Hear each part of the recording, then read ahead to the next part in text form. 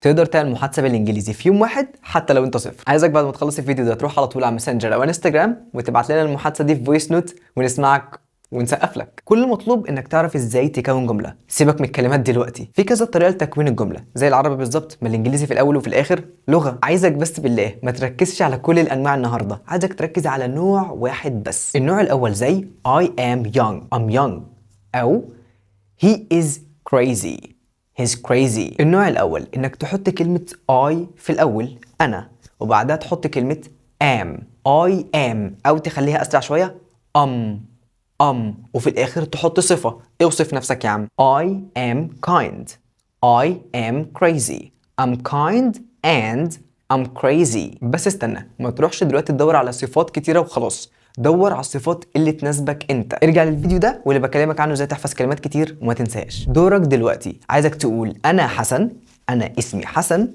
وانا سعيد. معاك 5 ثواني.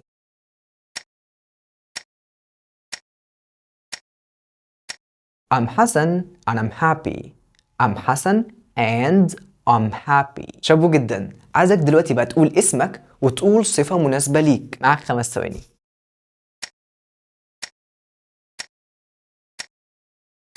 حلو جدا. انت دلوقتي كونت 4 جمل بتتكلم فيهم عن نفسك وعن حسن. طبعا اكيد انت مش هتتكلم عن نفسك بس، عايز تتكلم عن صاحبك، اخوك، اختك، ايا يكن. فهترجع لفيديو بالعنوان ده وتعرف ازاي تكون جمل بسيطة خالص وتتكلم فيها عن نفسك واهلك واصحابك. ودلوقتي جه دورك انك تبعت لنا فويس على ماسنجر او انستجرام بتكون فيه 10 جمل بتتكلم فيهم عن نفسك وحد تاني، صاحبك، اخوك، اختك، ايا يكن، بس في 10 جمل. ولو حابب تزود يا باشا جامد. وفي الاخير زي ما قلت لك تقدر تتكلم انجليزي في يوم واحد، والدليل النهارده انت هتجرب وتحاول. نفعت كان بها، ما نفعتش يبقى زي ده ما بيفهمش. كنت على هنا، انت هتهزر معايا ولا ايه؟ انا ما بفهمش. مستنيكم.